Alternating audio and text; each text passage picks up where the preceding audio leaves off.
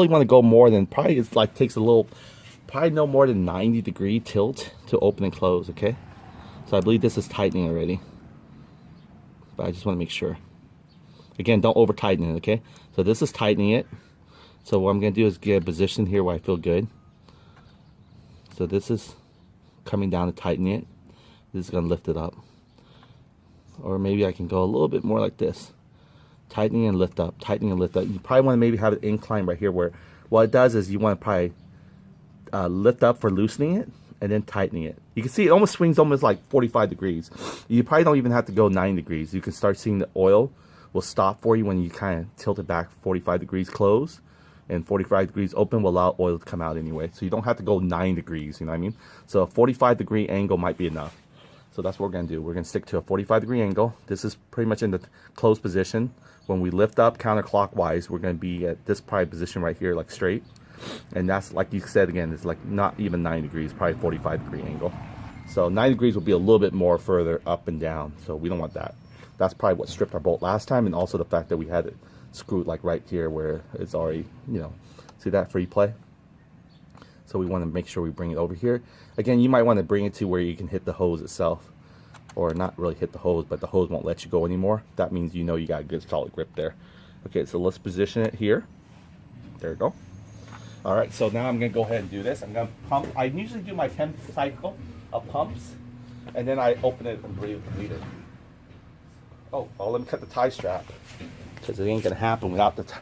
Now, oh wait, let me make sure it's closed, though, because if I'm opening a tie strap, I want to make sure it's closed. Yeah, it's closed. I don't want to go anymore, because I feel like we're you know, I realize there is a gap here. There's always going to be a gap, huh? I didn't see that. So there is always thread exposed. I think with the other one it had the same thread. I just thought it bolted all the way. That's why I never really bothered to keep the, you know, the thread open like that. But I guess the thread's always stayed available on the surface like this. Look, that's just fully closed, so I'm not going to go and bolt it anymore. I learned that from experience. And I think that's our last bleeder bolt for today anyway, so I mean, for now. So I'm going to go ahead and cut this guy out. There we go. Oh, by the way, I'm getting some new, well, hopefully it'll come in. I saw APM's throttle NCY one, and I thought we can carry it, so I think it's going to be awesome. They look fantastic on his. He's got the little blue going on. I just got black because I don't think there's a blue that matches the brake lever, and besides, I'm not trying to go all blue. Trying to mainly go for the stealth look. Okay, so here we go. But his looks really nice. His NCY, pretty much handlebar tubes. He connected with some Benjing one. All right, so here we go. I'm gonna go ahead and give this a squirt. I'm giving it a pump, sorry. 1, 2, 3, 4, 5, 6, 7, 8, 9, 10. You notice here I'm bringing it, the ratchet, woo! There it goes, surfing. 1, 2, 3, 4, 5, 6, 7, 8, 9, 10. Woo! Surfing. 1, 2, 3, 4, 5, 6, 7, 8, 9, 10. Surfing. 1, 2, 3, 4, 5, 6, 7, 8, 9, 10. Get all the air out. 1, 2, 3, 4, 5, 6, 7, 8, 9, 10. Whoa, this is good. 1, 2, 3, 4, 5, 6, 7, 8, 9, 10. All right, see that little air bubble right there? And you look at it, it doesn't come quickly enough here. 2, 3, 4, 5, 7, 8, 9, 10. Oh, look at that. 1, 2, 3, 4, 5, 6, 7, 8, 9, 10. Woo, look at that spurt. 1, 2, 3, 4, 5, 6, 7, 8, 9, 10. Oh, there goes that little one. 1, 3, 4, 5, 6, 7, 8, 9, 10. Nice. Okay, now if you look at it, I did probably almost a good 7 sets, so I gotta be really careful. I might need to tap it right now. But you can see this one has no problem allowing me, oh shoot, there we go. Have no problem allowing me to close it. And you can see the brake is still there, right? So it's trapping it. While the other one was a little bit loose. So the bleeder bolt might also have been an issue. Oh, see how fast it went? It was like free flow. There we go. And I think we got some more brake out of the line, which is a good thing. So we're gonna tap it. We're gonna go for one more round. I think this, might be not enough for one more round, but we'll see. See how much this has, because remember again, we got to keep enough for our reserve too. So let's go ahead and do this. We want to tap it off. All right, we might have room for one more round, just one more round really. I think it's probably enough here for one more reserve, and that's it. All right, so we'll close this up. All right, so you can see the difference between changing the bleeder bolt and also angling your thing so it won't wear it out. It's going much quicker now. This whole thing is filled up already. This whole hose line. But it also feels tighter too, by the way, which is a good thing. So here we go. 1, 2, 3, 4, 5, 6, 7, 8, 9, 10. 1, 2, 3, 4, 5, 6, 7, 8, 9, 10. 1, 2, 3, 4, 5, 6, 7, 8, 9, 10. 1, 2, 3, 4, 5, 6, 7, 8, 9, 10. 1, 2, 3, 4, 5, 6, 7, 8, 9, 10. All right, that's it. So you can see there's no more air bubble. Now I have it pressed down and I'm tightening it in. There we go. I locked it. Okay, so when you actually squeeze it, it allows you to, when you finally squeeze it all the way down, so there you go. Oh, look, it's squirting out from here. This is actually almost the same. But we got an idea though. But at least we changed the bolt, right? So we won't have that problem. Now, whether it, see, there's no, I'm not sure. See, this is from a drip mark from, oh, sorry. I'm thinking it's from the drip mark from the very top, so that's why I'm not too concerned yet about it. So I think we are okay. Let's go and close this guy up. All right, let's go and wipe everything clean. Bring it over there to the area. Let's bolt it back on our Allen. So all we did was pretty much change this guy's bolt so he won't have a strip one anymore. So I think the pressure is still there, but we won't know because we need to get this guy leveled, and that way we can tap him fully. All right, so here we go. Put everything back in here. Get ready. Let's go and tap this guy to see. Doesn't have that much left. So we were at our last pint almost. But we'll monitor it, make sure it doesn't drip. We'll put the cardboard on top there. We could go for probably one more, but I think we're okay. I think there's nothing we could do. It might be another vacuum leak, tiny one that's maybe causing this. So we're just gonna seal the deal. You notice there I flow it just above the little circular. See that? This is where I feel safe right there. Because when we put a little plastic rubber boot on there, it's gonna take about a centimeter to get into it, and that's probably where we want to make sure. So what I'm gonna do, flick this guy off for a second and get this guy cleaned up, and then we're gonna go and put this guy back on here now. And again, I'm gonna get the shop back because I really want to get the little screw out of the area. I know it's always gonna be messy, even though we tried our best, even with a little seasoned experience now. You can see that we can't help it, but the geyser definitely does squirt. That, or maybe just shaking the handlebar back and forth while pumping the lever, maybe that would cause it too. But it's good now. We got a few more that we didn't get before, some air bubbles. But yeah. Okay, so we'll make sure we get this guy clean and ready to go back on. I want to wipe especially here because this needs to stay dry. And I know the cap's got quite a bit too to wipe, so we'll prepare to wipe him. Now we can put him in a wet area because his bottom's gonna be wet again anyway. But this guy has no reason to stay wet here in this area, nor his other side. So we'll make sure we'll wipe him out. I know I'm wiping it on my handlebar, but I'm confident my apron here, or my bib here, is going to protect us, or protect him. But we're almost there. It wasn't too bad. We didn't spend the whole, you know, well, it's still about an hour, but it wasn't like 2 hours of aspiration there, not knowing what's going on. So it worked out. It worked out good. Yeah, I just want to really wipe it good. There's no need for it to have. In fact, you can just get the shop vac probably.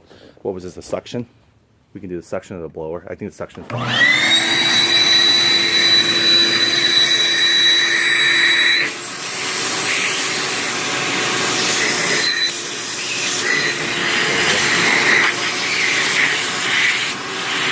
So much easier.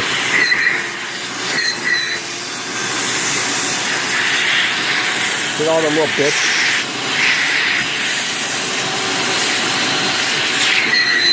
We're gonna need him in a second here before we actually finalize everything.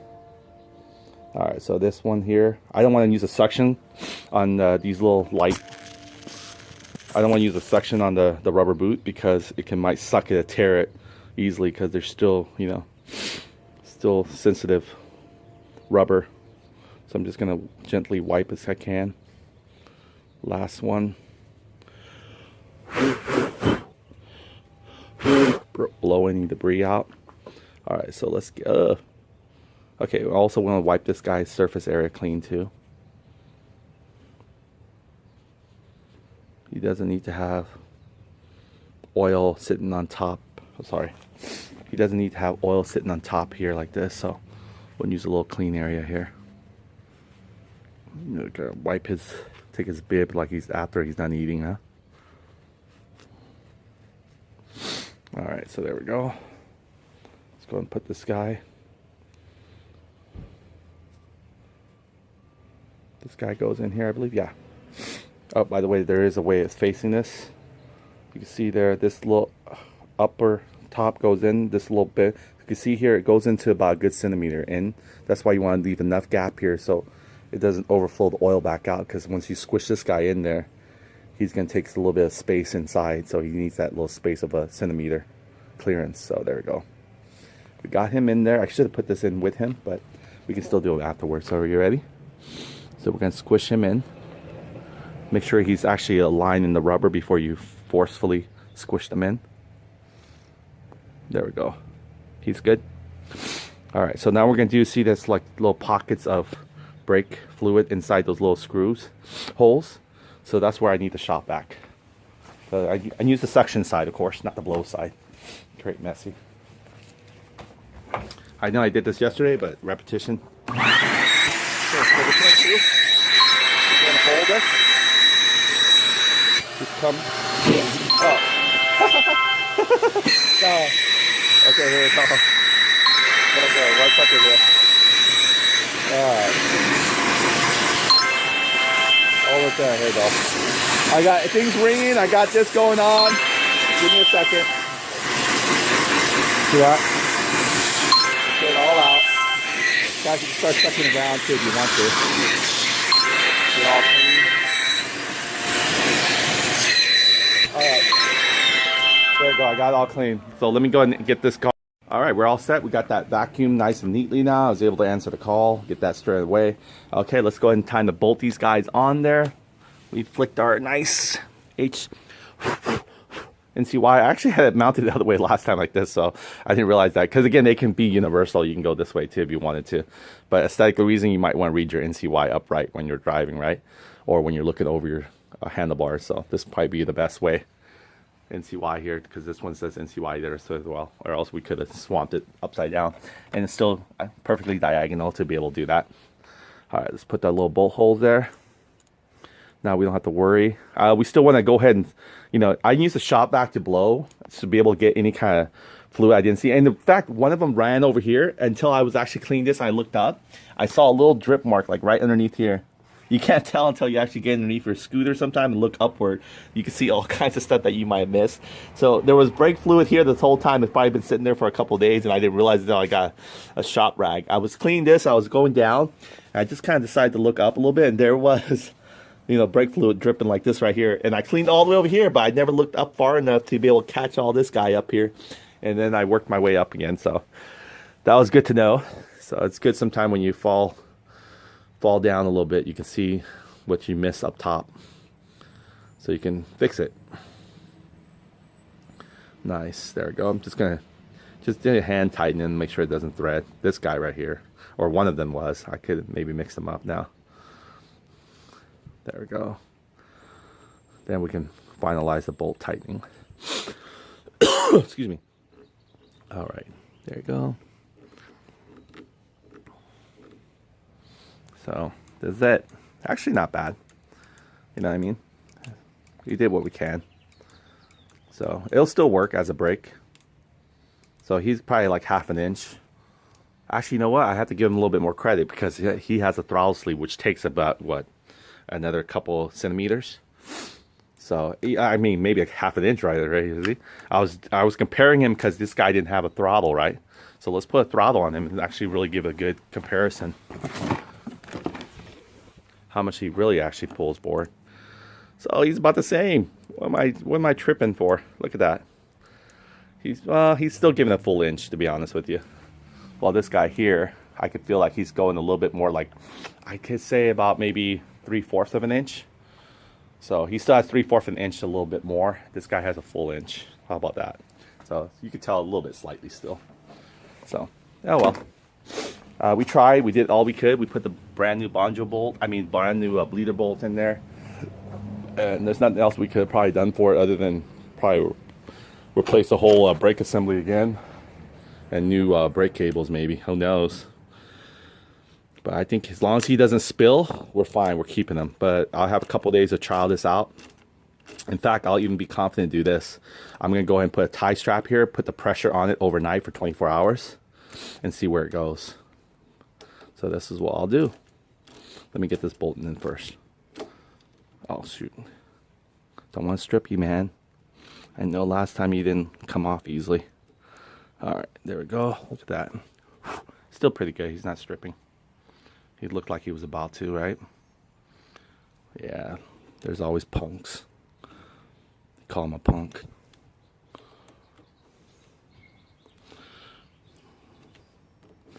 Okay, gotta get him all the way deep in there. Okay, when you turn it, then you can turn it like go. And then when you turn it, I know he doesn't want to break free, but you got this now. You can back up and wiggle. So he ain't going there. Same thing with throttle. We need probably a little leverage for it to pull easily off. So let's go ahead and this guy here, I think he had his share already. So I'm just gonna do this guy here because he's just been bleeded, and that will squeeze every bit of whatever's oil out there, and we can actually test the strength of our bleeder brakes. Because we are not into just trying to make it look like we did a good job. We want to test it out to make sure it is stable. So what I'm going to do is squeeze out every bit of oil here. I think we're going to go to the highest peak. Highest peak where it's lift all the way up to the farthest. And then we're going to try squeeze further in. So let me go and get this geared up. Okay, we're going to use our tie strap. We're going to secure it.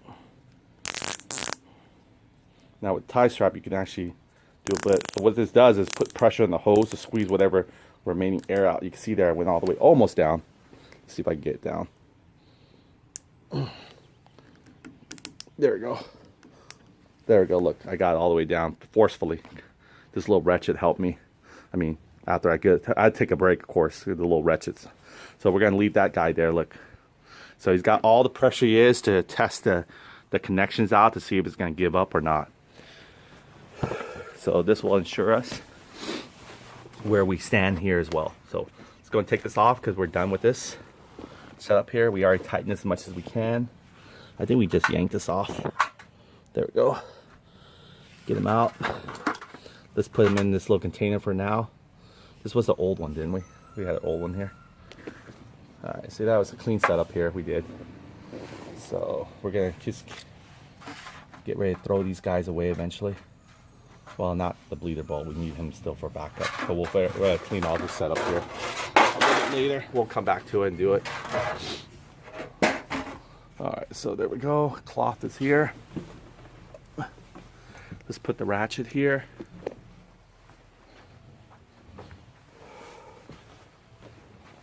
And you know this tie strap? Oh yeah, there's no more use for him.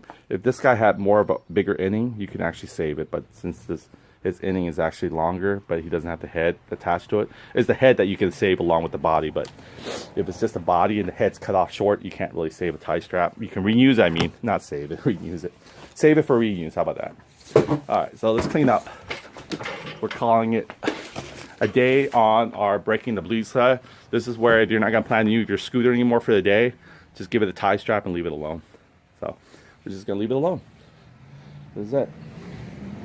Put all these little nice little bits of papers in here. You should be fine. And let's clean up our tool. And we'll get started on testing our alarm wiring and everything like that when we come back.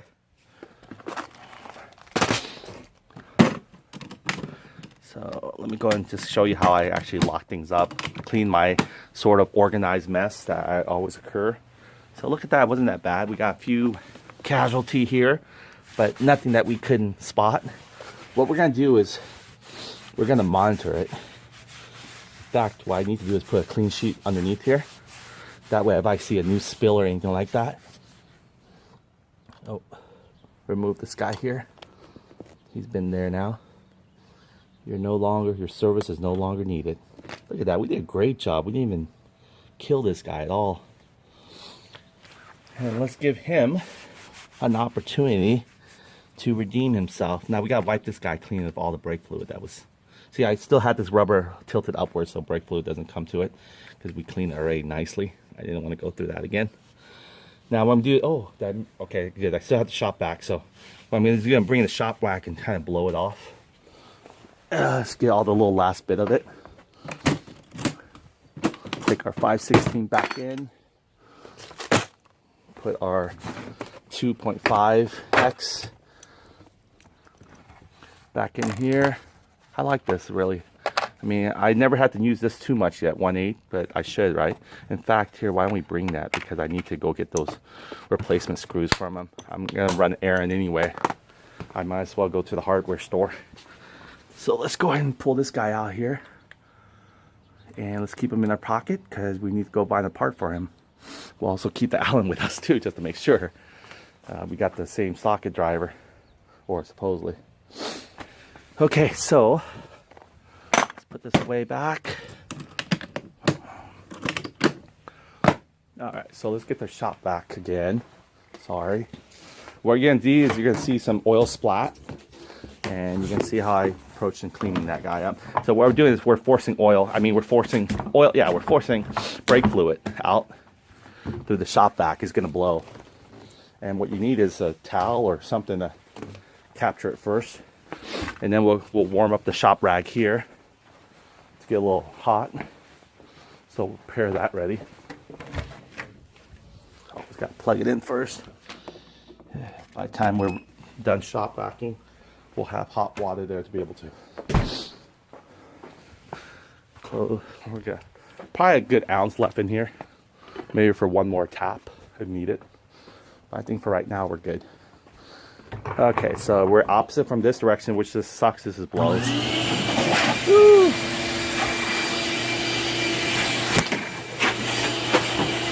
God, this is a monster. Okay, there we go. All oil is running out like crazy.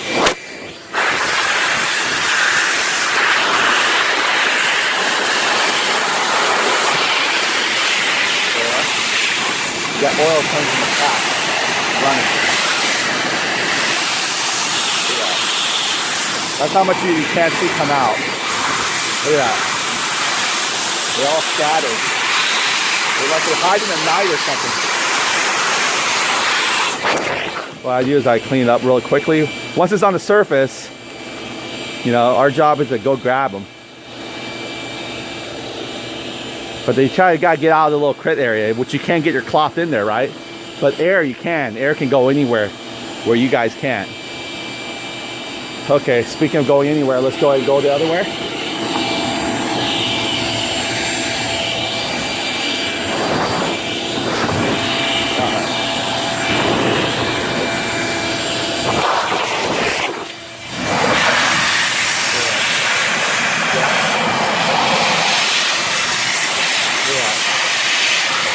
brake line.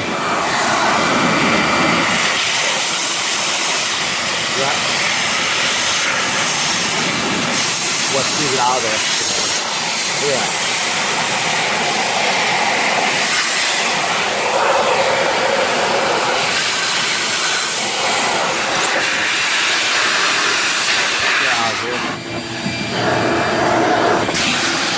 Alright, so there we go. We got clean.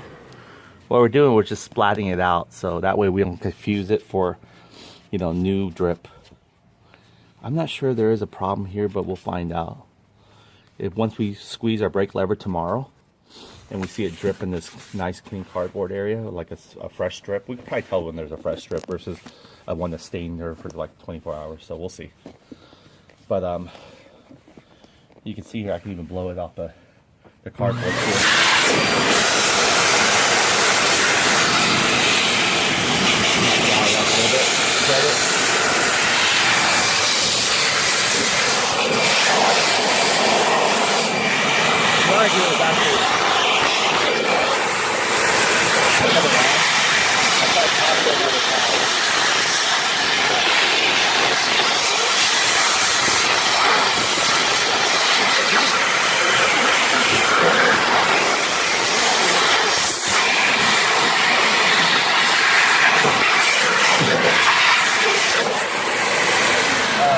Good to go, and what we'll do is go ahead and put that cap back on them.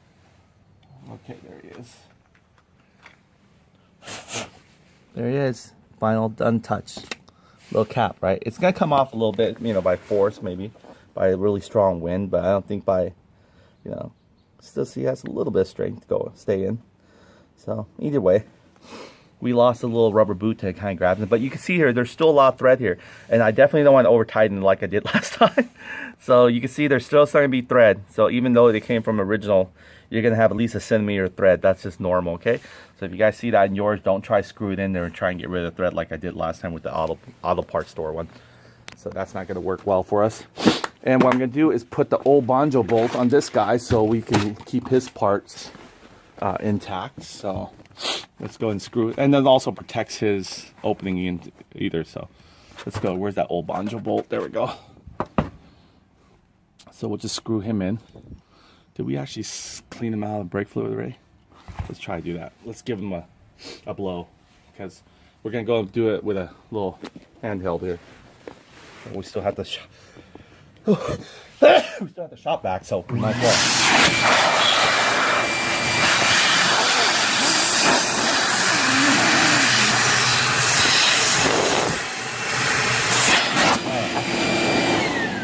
I guess we don't want old brake fluid to stay in there, right?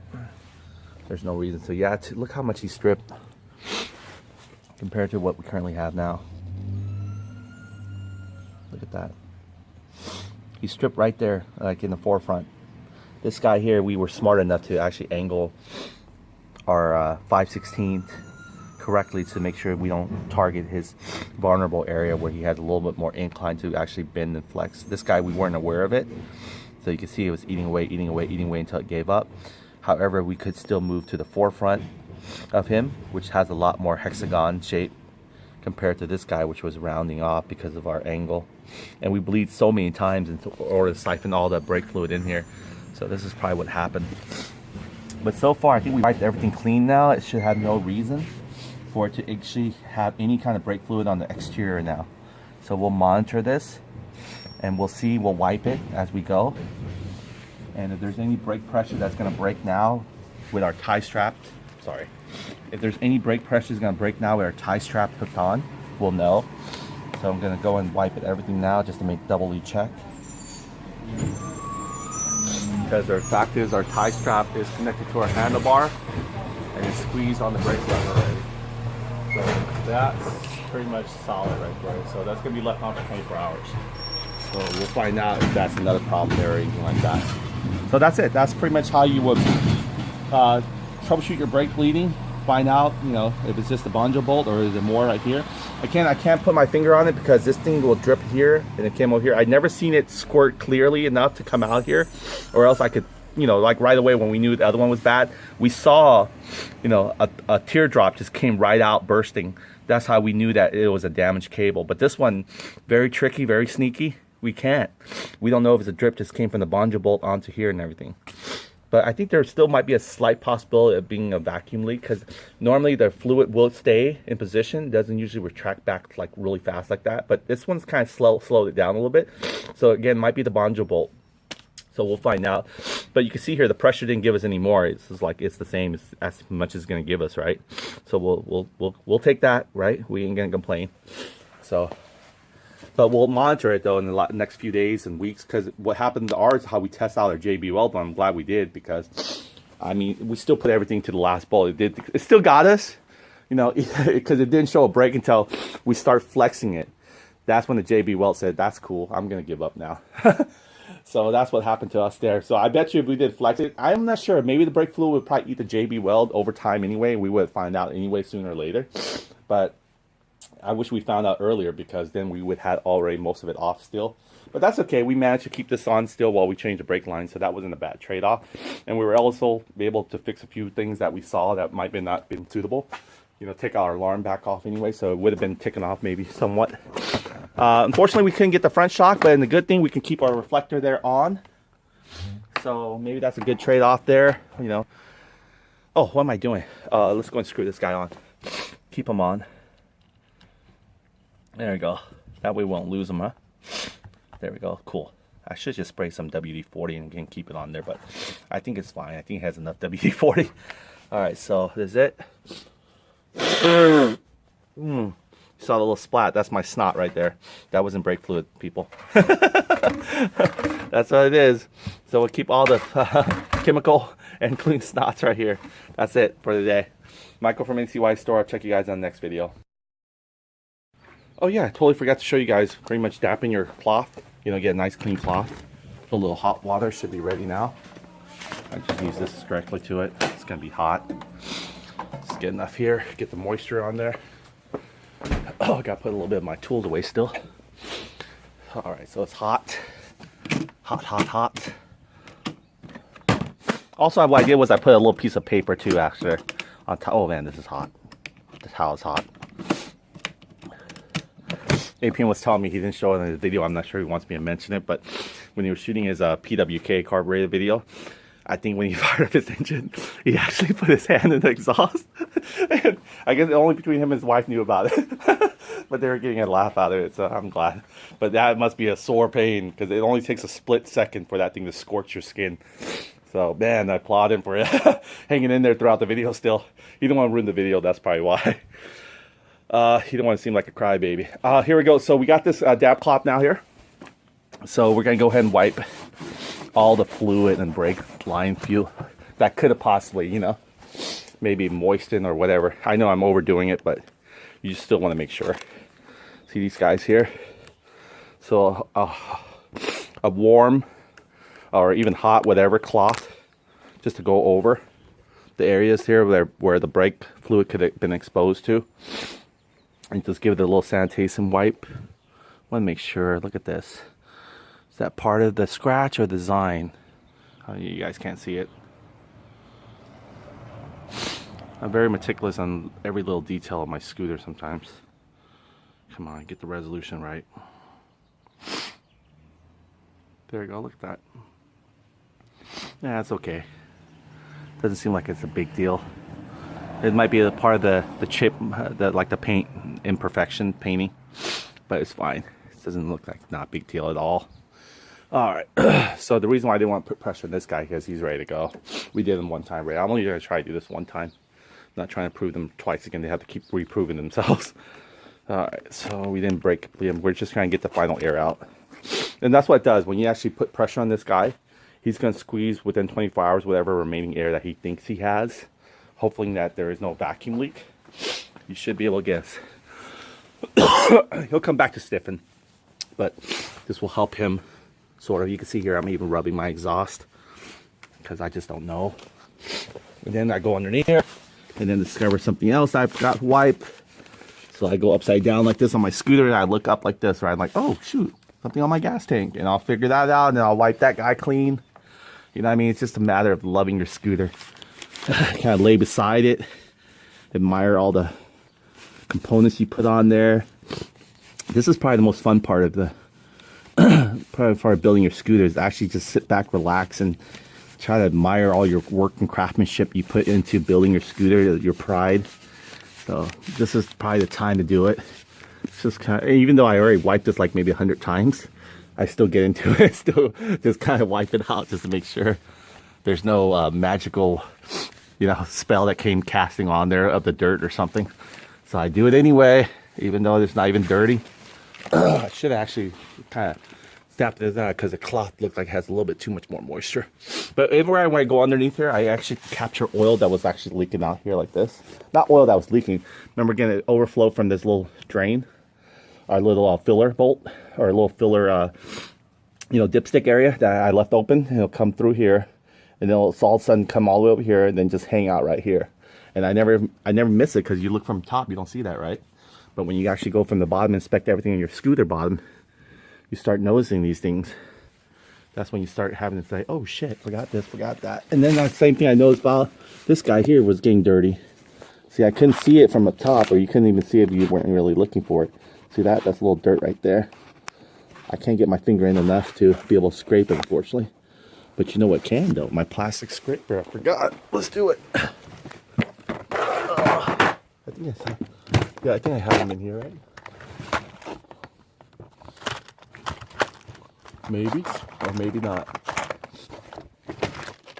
Oh, there he is. Look, I can see him right underneath there. So he's in this little spot. Let's get him out, because we need to press him out. Got things flying everywhere now.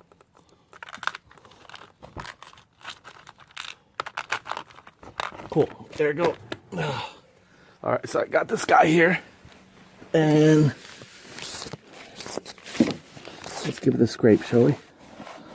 There we go. I could have done this before. Look at that. I think it's coming, or sort of. Might have to scrape from this end. You definitely don't want to use anything sharp to scrape this, because your piston here, your piston for your brake, needs to stay smooth, or else there's going to be a problem. Sorry, there's going to be a problem breaking. There you go. I got every bit that I can see visibly anyway. So the rest he's just running away from me. There you go. Nice. Now I don't have to feel guilty, even though there might be a whole bunch on the other side. At least I know I got. Oh, excuse me. Excuse me. Oh, I know I got every bit that I can see, right? So I can feel good about that. And now I can give him a clean, you know, final swipe of wipe, we could say. With the little, and that's getting cooler now, but